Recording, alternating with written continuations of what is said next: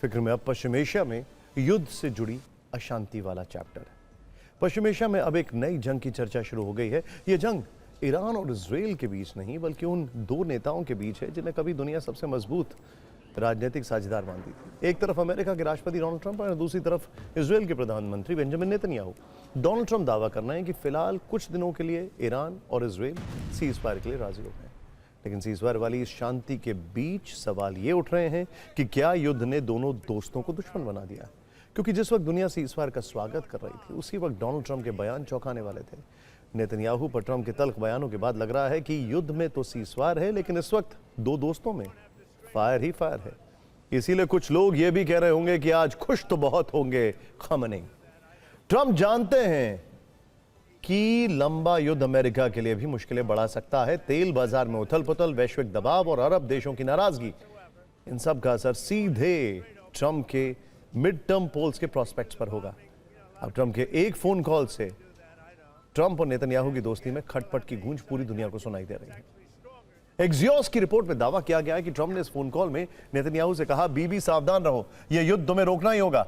इस पर नेतन्याहू ने कहा कि इजराइल को आत्मरक्षा का पूरा अधिकार है। ट्रंप ने कहा कि नेतन्याहू रुक जाओ, नहीं तो बहुत जल्द अकेले पड़ जाओगे। इस पर नेतन्याहू ने कहा इजराइल पर हमला होगा तो करारा जवाब देंगे।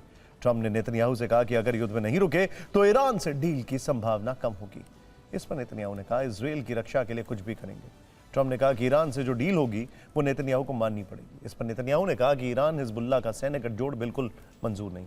हालांकि ट्रंप ने यह भी कहा कि पहले इजराइल पर हमला हुआ, इसके बाद नेतन्याहू ने हमले का ऑर्डर दिया, इसीलिए नेतन्याहू को पूरी तरह दोषी नहीं ठहरा सकते। अब कम से कम इजराइल और ईरान एक हफ्ते के सीज़फायर के लिए राजी हो गए।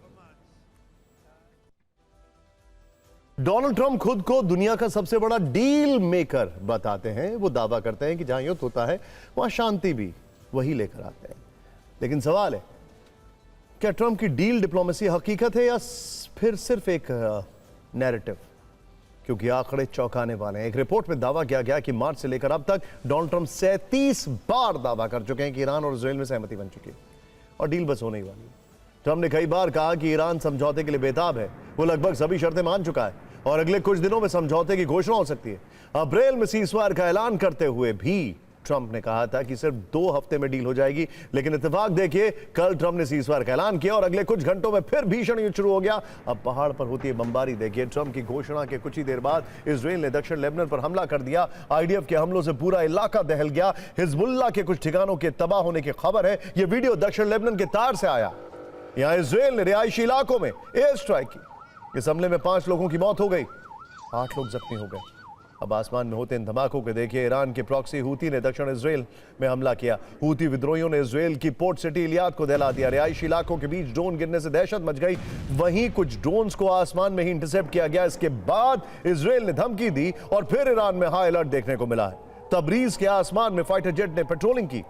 स्ट्रैटेजिक ठिकानों पर एयर डिफेंस सिस्टम एक्टिव कर दिए गए। ओपन सोर्स इंटेल ने दावा किया कि ईरानी एयरफोर्स किसी भी वक्त हमले के लिए तैयार थी। यानी ट्रंप भले ही कितने सीज़फायर वाले दावे करते हो, युद्ध की चिंगारियां अभी भी भड़क रही हैं और यह युद्ध अभी भी जारी है। एक तरफ ट्रंप नेतन्याहू में अनबन की खबरें हैं, तो ईरान लगातार धमकी दे रहा है। मुज्तबा खमनी के अलावा ईरान की टॉप लीडरशिप ने धमकी भरी नई मिसाइल ताकी है। ईरानी संसद के स्पीकर बाकिर कालीबाफ ने कहा कि ईरान किसी भी वक्त सैन्य कार्रवाई के लिए तैयार है। युद्ध और बातचीत दोनों जारी रखेगा ईरान। सुप्रीम लीडर के सलाहकार मोहसिन रिजाई ने धमकी दी है कि अमेरिका नाकाबंदी को तबाह कर देगा ईरान। इसके साथ ही उन्होंने कहा समझौता नहीं हुआ तो अमेरिकी नाकेबंदी खत्म करेंगे।